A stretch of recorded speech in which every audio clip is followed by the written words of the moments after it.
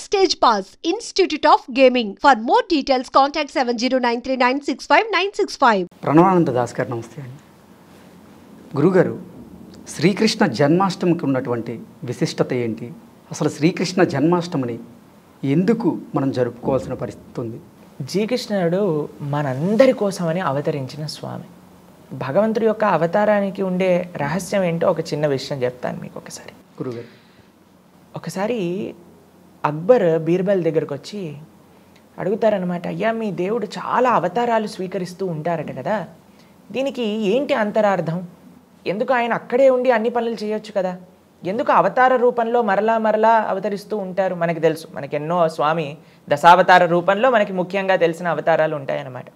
అప్పుడు బీర్బల్ అన్నారు, రేపు ప్రొద్దున నువ్వు నదీ తీరానికి రండి, మేము చెప్తాను ఎందుకు మా స్వామి అన్నిసార్లు అవతరిస్తారో అనే విషయాన్ని చెప్తాను అని అన్నారనమాట. సరే అని నెక్స్ట్ డే ప్రొద్దున నదీ మధ్యలో ఒక పెద్ద పడవలో అక్బర్ యొక్క సంతానం, ఆయన యొక్క రాజులు, భటులు, మంత్రులు అందరూ కూడా ఉన్నారు అందులో. బీర్బల్, అక్బర్ కూడా ఉన్నారు. సరే అని ఆ బోట్ నది మధ్యలోకి వెళ్ళింది. అంత లోపల బీర్బల్ ఏం చేశారు, అక్బర్ యొక్క పిల్లవాడిని తీసి నదిలో పడేశారనమాట. పడేయంగానే ఇంతమంది భటులు ఉన్నారు, ఇంతమంది మంత్రులు ఉన్నారు, ఇంతమంది ఉన్నా సరే అక్బర్ తనంతట తాను నదిలో దూకి ఆ పిల్లవాడిని కాపాడేసి బయటికి తీసుకొచ్చేసరికి బీర్బల్ని అడుగుతారు, ఏం చేసావు నువ్వు, పిల్లవాడిని ఎందుకు పడేశావు అని అంటే, అయ్యా నీకు ఒక విషయం అడుగుతాను, ఇంతమంది సేవకులు ఉన్నా సరే మీరే ఎందుకు దుంకారు నీళ్ళల్లోకి అంటే, నా పిల్లవాడు నేను కాపాడుకుంటా, నేను ఎవరిపైనా కూడా ఫేత్ పెట్టలేని ఈ విషయంలో అని అన్నారు. అందుకే అండి స్వామి మరలా ఈ ప్రపంచంలోకి ఎందుకు అవతరిస్తారు అని అంటే, మనం కూడా ఈ సంసారం అనే సాగరంలో పడిపోయాం అనమాట. మనల్ని బయటికి తీసి కాపాడడానికి భగవంతుడు మరలా అవతరిస్తూ ఉంటారు. ఆయనే సంరక్షించాలి, ఎందుకంటే మనందరం కూడా భగవంతుడి యొక్క సంతానం కాబట్టి. ఇప్పుడు మీరు ఎప్పుడైనా ఎగ్జిబిషన్లో కానీ ఏదైనా జాతరలో కానీ చూసారనుకోండి, పిల్లలు తప్పిపోతూ ఉంటారు. అప్పుడు తల్లిదండ్రులు ఎంత తపన పడతారండి. అలానే మనందరం కూడా ఈ ప్రపంచంలో అటు ఇటు తప్పిపోయిన పిల్లలమే అనమాట. కాబట్టి స్వామి మరలా అవతరిస్తూ మనల్ని ఎలా సంరక్షించాలి, తన లీలలు చేసి మన మనస్సుని తన పైన ఎలా లగ్నం చేయించుకోవాలి అని ప్రయత్నిస్తూ ఉంటారు.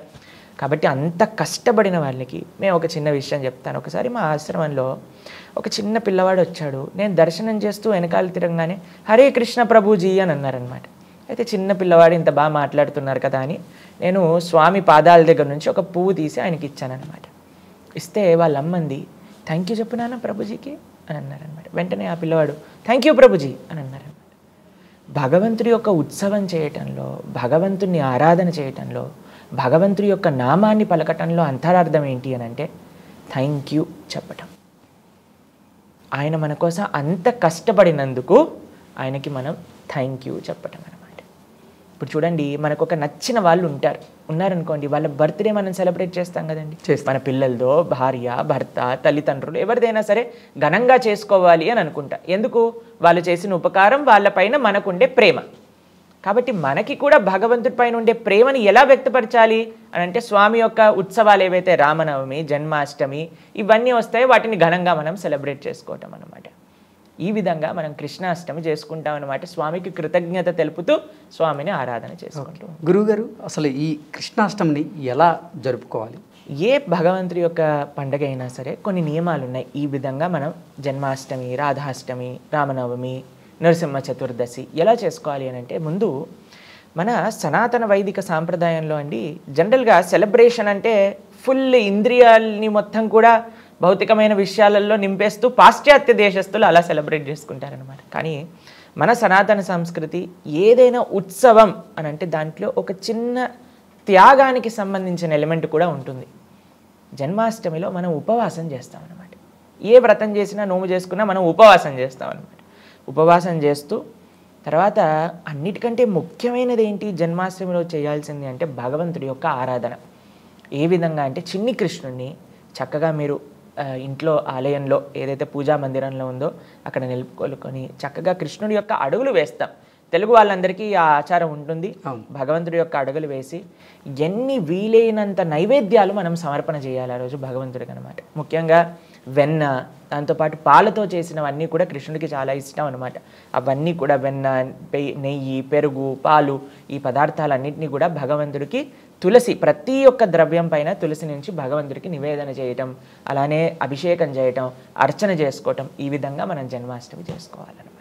అలానే వీలున్న వాళ్ళందరూ తప్పకుండా ఆలయానికి వెళ్ళి, కృష్ణ ఆలయానికి వెళ్ళి అక్కడ దర్శనం చేసుకొని, అక్కడ ఉత్సవాలు కూడా రాత్రి మధ్యరాత్రి వరకు కూడా జరుగుతాయి. ఎందుకంటే స్వామి మధ్యరాత్రి అవతరించారు కాబట్టి అప్పటి వరకు కూడా మనం జాగరణతో ఉపవాసంతో చక్కగా కృష్ణాష్టమి జరుపుకోవాలి. ఓకే గురుగారు, ఇక్కడ ఉపవాసం అంటే కొంతమంది ఏమో దేవుడికి దగ్గరగా ఉండడం అని సనాతన ధర్మాన్ని పాటించే వాళ్ళు కొంతమంది చెప్తారు. ఉపవాసం అంటే అన్నం తినకుండా ఉండడం, సాత్విక ఆహారాన్ని తీసుకోవడం అని కొంతమంది చెప్తారు. అసలు ఉపవాసం అంటే మన సనాతన ధర్మం ఏం చెప్తుంది గురుగారు? ఉపవాసం అని అంటే దగ్గరగా ఉండుట. ఉప అంటే దగ్గరగా, వాసం అంటే ఉండటం. ఇది ఉపవాసాన్ని యొక్క అన్నిటికంటే ముఖ్యమైన ప్రయోజనం. ఏంటో తెలుసా అండి మీకు?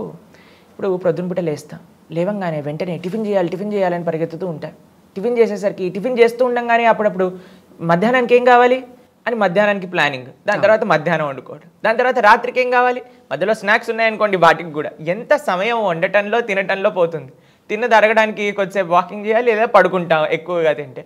కాబట్టి ఒక డే మొత్తం కూడా తినటంలో, పడుకోవటంలో, అరిగించుకోవటంలో వెళ్ళిపోయింది అనుకోండి. ఇలాంటి విశేషమైన ఉత్సవాలలో కూడా మనకి సమయం అనేది పోతుందన్నమాట. అందుకోసం ఏం చెప్పారు పెద్దలు అని అంటే, ఈ తిండి బిజినెస్ కొద్దిసేపు పక్కన పెట్టండి. ఓకే, ఆత్మ గురించి ఆలోచించి, పొట్ట కోసం ప్రతిరోజు చిన్న పొట్టకి శ్రీరామరక్ష అన్నట్టుగా మనం ప్రతిరోజు చేస్తూనే ఉంటాం. కానీ ఏకాదశి, జన్మాష్టమి, రామనవమి ఏదైతే పర్వదినాలు వస్తాయో ఆ రోజు కొద్దిగా వీటిపై నుంచి దృష్టిని మరలించి భగవంతుడి పైన ఎక్కువసేపు మనం వెచ్చించడానికి ప్రయత్నం చేయాలి. ఇప్పుడు ఉపవాసం చేస్తున్నాం కదా అని మనం భగవత్ ఆరాధన చేయకుండా మనం ఏదో చేసేసుకున్నాం అనుకోండి, అది కూడా మంచిది కాదు. లేదా ఒక శరీరానికి, ఒక్కొక్క తత్వానికి ఒక్కొక్క విధంగా మనం నియమంగా ఉండొచ్చు. కానీ దానికి మించి కూడా మనం ఉపవాసం చేసాం. కొంతమంది ఏం చేస్తారు తెలుసా అని మాకు చెప్తుంటారు, ప్రభుజీ ఉపవాసం చేసాం. మేము అడుగుతాం ఏం చేశారు అంటే, ప్రొద్దున నుంచి రాత్రి దాకా పడుకున్నాం నీరసంతో. మరి దీని యొక్క ప్రయోజనం ఏంటండి? ఉపవాసం అంటే భగవంతుడికి దగ్గరగా ఉండుట, భగవన్నామస్మరణ చేయటం, భాగవతం, భగవద్గీత అధ్యయనం చేయటం, ఆరాధన చేయటం, ఆలయానికి వెళ్ళటం, వీటితో మన సమయాన్ని గడపగలగాలి. దీంతో పాటు మనం ఉపవాస నియమాన్ని కూడా పాటించగలిగితే అది కూడా మంచిదన్నమాట. ఇది ఉపవాసంలో ఉండే నిజమైన అంతర్యం ఏంటి అని అంటే, భగవంతుడికి దగ్గరగా ఉండుట. ఓకే గురుగారు, ధన్యవాదాలు.